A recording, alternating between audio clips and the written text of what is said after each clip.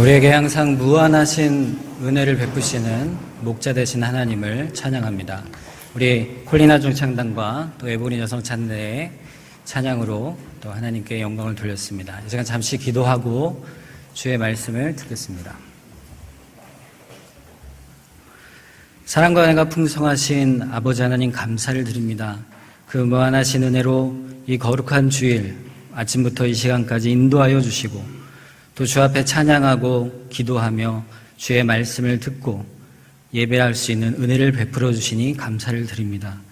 주님, 이 시간 또 주의 말씀을 듣사오니 주의 말씀을 성령께서 우리 마음에 깊이 새겨주셔서 주의 말씀을 따라 살기에 부족함이 없도록 우리를 인도하여 주시옵소서. 감사를 드리며 예수 그리스도의 이름으로 기도합니다. 아멘.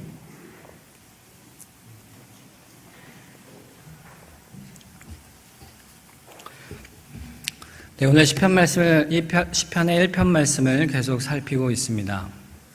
이 시편 말씀에 따르면 이 세상을 살아가는 사람이 딱 두 종류가 있다, 이렇게 구분을 하고 있죠.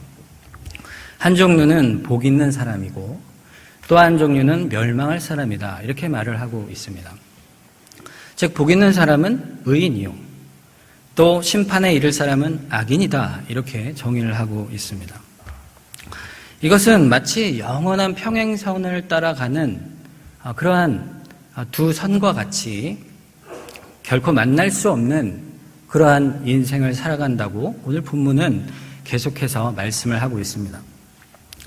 마치 기름과 물이 섞이지 않고 또 빛과 어두움이 공존할 수 없는 것과 같이 오늘 본문의 말씀은 4절에 악인을 표현하면서, 여태까지 1절에서 3절까지는 의인을 말씀하고 이후에 4절 처음에 이렇게 말씀을 하고 있습니다. 악인들은 그렇지 않습니다 라고 표현을 하고 있습니다. 즉, 악인은 의인과 전혀 다른 사람이요, 의인과 반대의 삶을 사는 사람이다, 이렇게 첫 단어에 악인을 설명하는 첫 구절에 그것을 그렇게 정의하고 있습니다. 복 있는 사람과 절대 같지 않은 것이 악인이고 또 그를 반대로 뒤집어 놓은 자와 같은 것이 악인이다 라고 맨 처음에 악인을 정의하고 있습니다. 복 있는 사람에 대해 말하면서도 그 첫 시작이 이러이러한 사람이 아니다 라고 말을 했듯이 오늘 본문에서는 복 있는 사람과 같지 않다 라고 의인을 설명하고 있는 것이죠. 결국에는 전혀 공통점이 없는 사람이라는 말로 악인을 시작하고 있습니다. 즉, 의인과 악인, 복 있는 사람과 심판받을 자는 제일 먼저 그 특징을 이야기할 때 둘이 서로 같을 수 없다라는 것을 강조하고 있습니다. 그래서 5절 하반부에 보면 죄인들이 의인들의 모임에 들지 못한다라고 정의를 하고 있는 것이죠. 그러나 이런 표현은 앞서 복 있는 사람의 경우에도 그러했지만 악인들과 정반대인 의인의 본질이나 특징을 통해 역으로 악인들의 본질을 드러내고 있습니다. 다시 말하면 여태 1절에서 3절에서 말한 의인의 복 있는 사람의 모습을 알면 그것과 반대되는 사람이 바로 악인이라는 것을 말씀하고 있죠. 그렇다면 복 있는 사람이란 어떤 사람이었습니까? 오직 하나님의 율법을 즐거워하고 기뻐하며 그 율법을 주야로 묵상한다 하였습니다. 즉, 하나님의 가르침과 그의 다스리심을 기뻐하고 또 그것을 가장 삶의 즐거움으로 삼는, 또 주야로 그 뜻을 깊이 생각하고 마음에 새겨 살아가는 사람을 말하는 것입니다. 하나님이 기뻐하시는 것이 무엇인지를 항상 생각하여 그 삶에서 열매를 맺어가는 그러한 삶이 바로 복 있는 사람이요 의인의 삶이다, 이렇게 1절부터 3절에 말씀을 하고 있습니다.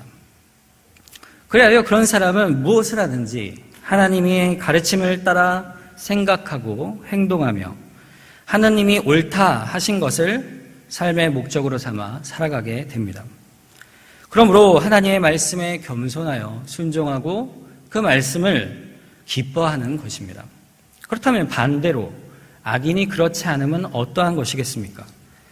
정반대이므로 그는 하나님의 가르침 대신에 자신의 생각과 꾀를 쫓아 살아가며 자신이 원하는 삶의 목적을 쫓아 자신이 선택한 길을 따라 걸으며 누구도 또 심지어는 하나님까지도 안중에 두지 않고 오직 자기 뜻만을 오만하게 행하며 살아가는 자를 악인이라 할 수 있을 것입니다. 이것을 한마디로 정의하여서 악인은 하나님이 없이 하나님을 개의치 않고 그와 상관없이 살아가는 사람을 악인이다라고 정의하는 것입니다. 이런 사람을 가리켜 4절 후반부에는 한 가지 비유, 마치 의인을 시냇가에 심기운 나무 같다 하였던 것처럼 비유로 말씀하기를 오직 바람에 나는 겨와 같다라고 표현을 하고 있습니다. 저는 겨를 어릴 때는 봤는데 최근에는 겨를 거의 본 적이 없습니다. 어르신들은 어릴 때 겨를 많이 보셨을 텐데 이 겨가 무엇입니까? 곡식의 껍데기를 얘기하는 것이죠. 그럼 겨와 같다라는 말은 무엇이겠습니까? 결국에는 알맹이 없는 껍데기다 이런 말이죠.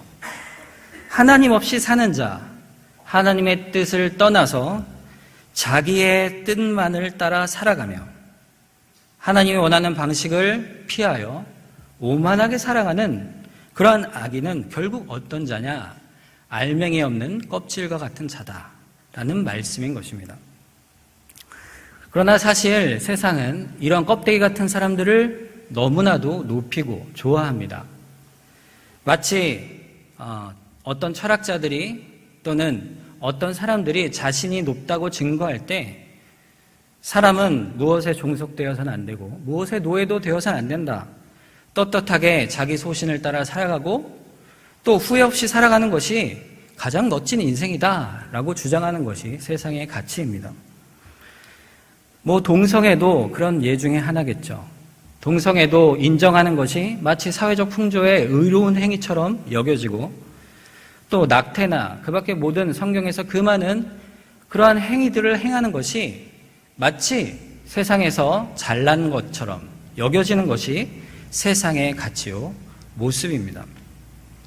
교회 내부적으로도 요즘 이러한 현상들이 드러나고 있는데 말씀과 교리를 부정하는 이단을 인정해 주는 것이 마치 어떤 포용력을 가진 것처럼 여기는 그러한 교단들의 모습을 최근에 많이 보게 됩니다. 하지만 실상 하나님 없이 하나님의 말씀을 떠나 사는 모든 사람들은 그 삶이 결국 알맹이 없는 껍데기의 인생과 같다고 오늘 말씀은 말씀하고 있습니다. 바람에 난다라는 것은 더 우리에게 깊은 생각을 주게 됩니다. 여러분 킬을 아시죠? 제가 어릴 때도 저희 집에 키가 있었던 기억이 나는데 킬은 어떤 일을 하는 것입니까? 바람이 부는 옥상이나 밖에 나가서 곡식을 이렇게 위아래로 바람을 향해서 날리면 무거운 알갱이는 높이 떴다가 그대로 다시 키 안으로 떨어지지만 가볍고 쭉정이밖에 없는 껍질은 가벼운 바람에도 날아가 버려 분류되는 것을 희질이라 합니다. 결국에는 껍데기에 불과하고 가볍기 그지없는 인생의 모습이 바로 희질을 향한 바람에 날리는 겨와 같은 바로 자기의 자리를 지키지도 못하고 자기의 생각도 옳지 않은 그러한 헤매는 인생을 사는 바로 악인의 인생이다 말씀하고 있는 것입니다.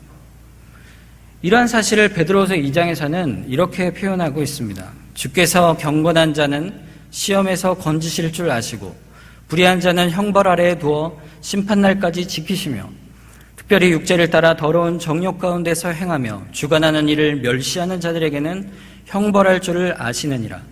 이들은 당돌하고 자긍하며 떨지 않고 영광에 있는 자들을 비방하거니와 17절 이 사람들은 물없는 셈이요 광풍에 밀려가는 안개니 그들을 위하여 깜깜한 어둠이 예비되어 있느니라. 경건한 자는 시험에서 건지신다. 또 불의한 자는 심판날에 형벌을 당할 것이다. 그들이 어떤 자이냐? 육체를 따라 살아가며 주관하는 하나님을 멸시하는 자다라고 말하고 있습니다. 그들의 모습을 비유하기를 여기서는 물없는 셈, 셈이 물이 없으면 그것의 목적을 상실한 것이요 광풍에 밀려가는 안개는 허무한 인생을 대표하는 것입니다. 그러므로 악인의 모습이 이러하다 성경은 계속 말씀하고 있는 것이죠. 그렇다면 사람들은 알곡과 결을 어떻게 구분하여 그것을 어떻게 취급하고 있습니까? 사람들은 알곡은 그 곳간에 들여 귀하게 여깁니다. 그러나 반대로 겨는 다르게 취급하여 불살라 버리는 것이죠. 이 비유는 그러므로 겨에 비유한 악인에 대하여 이르기를 5절에 그러므로 악인들이 심판을 견디지 못하며 죄인들이 의인들의 모임에 들지 못하리로다 라고 하신 말씀의 의미를 그대로 보여주고 있습니다. 악인은 심판을 받으며 더욱이 의인의 모임에 결코 들지 못한다. 그로부터 따로 분리되어 결국 심판에 이르게 됨을 말씀하고 있습니다. 그러면 세상 사람들이 우리에게 질문을 하겠죠. 아니 왜 도대체 우리가 심판을 받아야 합니까? 악인이 심판을 받아야 합니까? 라고 우리에게 반문할지 모르겠습니다. 여기서 말하는 악인들이 심판을 견디지 못하는 심판이란 말은 사실 재판을 이야기하는 것입니다. 재판의 판결을 이야기하는 용어인데 실은 하나님의 판단이 이 재판이 악인에게만 있는 것이 아니요 사실은 우리 의인에게도 있게 될 것입니다. 즉 모든 사람은 마지막 심판날에 모두 다 하나님의 판단을 받게 될 것입니다. 그 판단의 기준은 그 사람이 행한 것에 대하여 그 사람이 한평생 살아온 것에 대하여 하나님으로부터 헤아림을 받는다라는 것을 말씀하는 것입니다. 즉 자기가 살아온 인생의 책임을 그가 지게 된다는 것을 말씀합니다. 이처럼 우리 모두 하나님 앞에서 우리의 삶에 대해 책임을 지는 이유는 우리의 삶의 주인이 우리가 아니라 하나님이시기 때문입니다. 내 삶이 내 것이라면 내가 어떻게 살든지 내 뜻대로 살면 그뿐이요 누가 내게 왜 그렇게 합니까? 라고 질문할 수가 없을 것입니다. 그러나 사람은 태어날 때부터 자기 뜻대로 되는 것이 하나도 없는 자들입니다. 부모님의 뜻을 따라 태어난다고 하지만 사실 부모가 자식을 낳을 때 이러이러한 애가 태어났으면 좋겠다 하여 낳는 경우도 없을 뿐더러 심지어는 아들인지 딸인지조차도 부모가 결정할 수가 없습니다. 우리는 모두 근본적으로 부모를 통해서 태어나지만 나를 태어나게 하신 하나님의 뜻을 따라서 이 땅에 존재하는 자들입니다. 내가 존재하게 된 것은 그 자체가 내 뜻에서 비롯된 것이 아니니 어찌 나와 내 삶이 내 것이라 할 수 있겠습니까? 내 존재 자체가 내 것이 아니요 하나님께서 친히 지으신 그의 소유인 것입니다. 그러므로 하나님께서 주신 인생을 어떻게 살아왔는가에 대해서 하나님은 우리의 인생에게 책임을 물을 것은 당연한 것이죠. 내 인생을 왜 하나님께서 간섭하시느냐라고 결국 항변하는 것은 말이 되지 않는다는 것입니다. 엄밀히 말하면 나는 내 것이 아니요 하나님의 소유이기 때문이죠. 하나님께서는 각 사람에게 살아온 것에 대해 책임을 물으실 때 두 부류로 나눌 것이라는 것을 오늘 본문에 분명히 나타내 보이고 있습니다.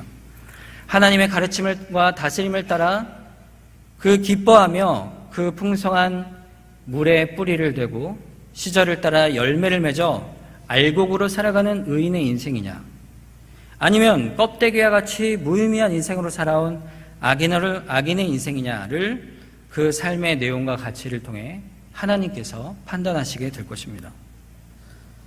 모든 사람은 결국 의인과 악인의 두 부류로 또 자연스럽게 나뉘어 결국 그 하나님 앞에 이러한 인생을 살았다라고 말할 수밖에 없게 될 것입니다. 우리가 결국 하나님 앞에 설 때에 너는 어찌 살았느냐라고 물으실 때 우리가 예수 그리스도의 복음 안에서 의인으로 살았습니다라고 고백할 자이며 그러한 복된 삶을 살았습니다라고 고백할 자로 살도록 우리는 항상 주의 율법 아래, 주의 말씀 안에 또 주께서 주시는 은혜 안에 살아야 할 것입니다. 그러나 그저 내가 되는 대로 살았습니다. 내가 하고 싶은 대로 살았습니다. 내 소욕대로 살았습니다. 라고 하는 그러한 악인의 인생과 같이 우리가 드러나서는 안 될 것입니다. 하나님께서 알곡과 쭉정이를 퀴질하시는 그 심판의 때가 되면 모든 사람에게 그 행한 대로 책임을 물으실 것이요. 허망하고 무의미한 인생을 산 악인은 하나님의 심판을 견디지 못하고 하나님의 저주 아래 꺼지지 않는 불의 심판의 진노의 영역에 들어가게 되는 것입니다. 의인과 악인은 그 종말조차도 이렇게 현격하게 나뉘게 되는데 그 정반대의 것을 말씀한 다음 시편의 1편의 말씀의 6절은 이렇게 결론을 내리고 있습니다. 무릇 의인들의 길은 여호와께서 인정하시나 악인들의 길은 망하리로다. 여기서 하나님께서 말씀하시는 것에 우리가 아주 주목을 해야 될 부분은 하나님께서 그 길을 인정하신다라는 데 있습니다. 인정한다라는 여기 이 히브리어 원어는 원래 알다라는 안다라는 단어입니다. 물론 인정한다, 안다라는 말이 같은 의미로 쓰일 수 있지만 우리가 생각하는 안다라는 것은 어떤 지식을 안다거나 아니면 어떤 것을 이해한다라는 의미로 안다는 말을 많이 쓰게 됩니다.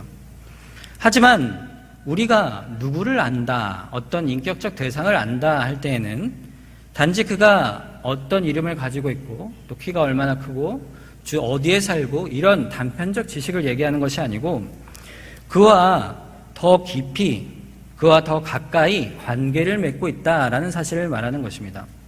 너 누구누구 아니? 라고 물으면 내가 그 사람 잘 알아 이렇게 얘기하면 그 사람과의 친분관계가 그만큼 깊이 있다는 것이죠. 내가 가장 잘 아는 사람이 누구겠습니까? 저의 가족이겠죠. 저의 가족만큼 저를 또 잘 아는 사람이 없을 것입니다. 그것은 가장 인격적인 관계에 있기 때문이죠. 그러나 오늘 본문의 이 말씀에 안다라는 것은 지식적으로 아는 것이 아니라 이렇게 말하는 인격적으로 아는 것을 의미합니다.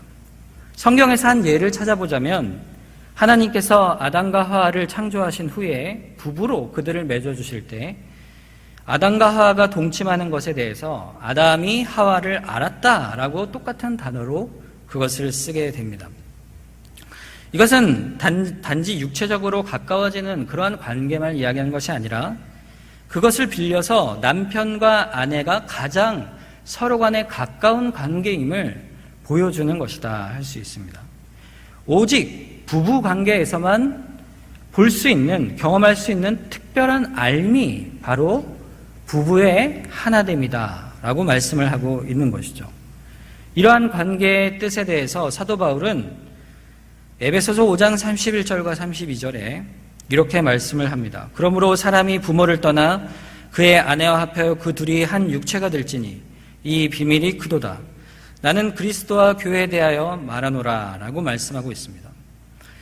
부부가 서로를 알아가고 한 몸을 이루는 것을 동일하게 여기시기를 그리스도와 교회가 또 그리스도와 신자가 영적으로 연합하는 하나됨의 모습을 안다라고 같이 표현하시고 있는 것입니다. 그러므로 누군가를 안다라는 것은 단지 그를 지식적으로 아는 것이 아니고 그와 깊이 관계를 맺으며 그와 친밀함이 다른 이들과 비교할 수 없고 또 그를 마음에 깊이 담아 당신과 나는 하나요 라고 말할 수 있는 그러한 관계를 이야기하는 것입니다. 요한복음 17장 3절 말씀에서는 이것을 더욱더 깊이 드러내는데 영생은 곧 유일하신 참 하나님과 그가 보내신 자 예수 그리스도를 아는 것이니라 라고 말씀하고 있습니다. 영생, 그것은 무엇이겠습니까? 아는 것입니다. 하나님을 아는 것이요 그가 보내신 자 예수 그리스도를 아는 것입니다. 이 말씀을 예수님께서 하셨을 때 안다는 것은 하나님과 그리스도에 대해서 어떤 지식적으로 안다는 것을 뛰어넘어서 하나님과 그 신자가 또 그 교회가 인격적인 관계를 깊이 맺어 하나님께서 나를 알고 내가 하나님을 아는 그 영적인 깊은 관계를 말씀하는 것입니다. 그렇다면 신자에게 있어서 참된 복이란 무엇이겠습니까? 오늘 시편 1편은 이처럼 하나님께서 나를 아시고 또한 하나님을 우리가 아는 것이 하나님과 교통하는 삶이 의인이 누리는 참된 복의 핵심임을 말씀하고 있습니다. 그가 나와 함께 하시며 내 길을 인도하시고 나를 붙드시는 이것이 내가 하나님을 사랑하며 섬기는 이 삶 자체가 축복 중에 축복이요, 또 사람이 누리는 진정한 행복이라는 말씀인 것입니다. 요한일서 1장 3절에 보면 우리가 보고 들은 바를 너희에게도 전함은 너희로 우리와 사귐이 있게 하려 함이니 우리의 사귐은 아버지와 그의 아들 예수 그리스도와 더불어 누림이라 라고 말씀하고 있습니다. 우리가 보고 들은 바를 너희에게도 전한다 하였으니 우리가 보고 들은 바는 바로 주의 말씀이요 주의 복음입니다.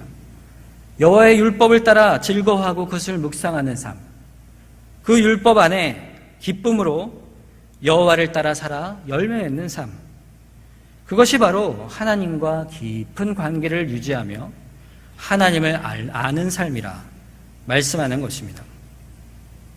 그리고 이러한 생명의 교통과 사귐에서 반대로 제외되는 것이야말로, 여기서 쫓겨나는 것이야말로 죽음이요 멸망이라고 이 말씀은 말씀하는 것입니다. 악인의 길은 망하리로다. 이것이 오늘 본문 말씀의 가장 끝부분의 말씀입니다.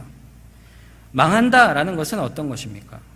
우리의 이 땅을 살아가는 한평생이 그 의미와 가치를 잃어버리는 것이요, 또 우리에게 이 땅에 살았던 모든 업적과 수고가 아무것도 없이 사라져버리는 것이요, 또 내 존재의 목적이 무엇인지에 대해 물을 때 심판 앞에서 아무것도 한 것이 없습니다 라고 대답할 수밖에 없는 인생이 되는 것입니다. 이처럼 모든 내용과 의미와 가치를 상실한 그러한 삶, 평생 이리저리 헤매며 방황하여 무의미한 삶을 살아가는 그러한 것이 바로 악인의 길이요 망하는 길인 것입니다. 다시 반대로 얘기하면 하나님께서 나와 함께 하시는 그것이, 하나님께서 나를 아시고 내가 하나님을 아는 이것이 내 삶을 진정 의미 있게 한다는 그러한 말씀인 것입니다. 하나님께서 나를 아시고 내 걸어가는 길을 아시는 이것, 걸음마다 나를 붙드시고 인도하시는 이것, 내 삶의 진정한 의미와 보람과 가치가 된다는 그러한 말씀인 것입니다. 이 말씀 앞에 참된 행복이 무엇인지를 드러내 보이신 것입니다. 성도 여러분, 여러분에 있어서 참된 복이 무엇입니까? 바로 하나님을 아는 것이요, 하나님의 말씀을 따라 사는 것이며 그로 인해 즐거워하고 기뻐하여 열매를 맺는 삶입니다. 허무하고 헛된 인생의 삶을 살았다라고 우리가 죽을 때 고백하지 않는 인생을 사는 것이요, 하나님을 따라 하나님의 인도하심을 따라 살았노라 라고 우리가 고백하며 죽음에 이른다면 그것보다 복된 인생이 없다라고 오늘 본문은 말씀하고 있습니다.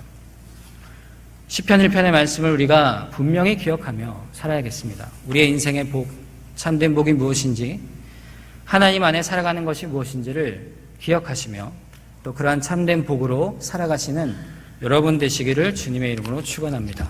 기도하겠습니다. 사랑과 은혜가 풍성하신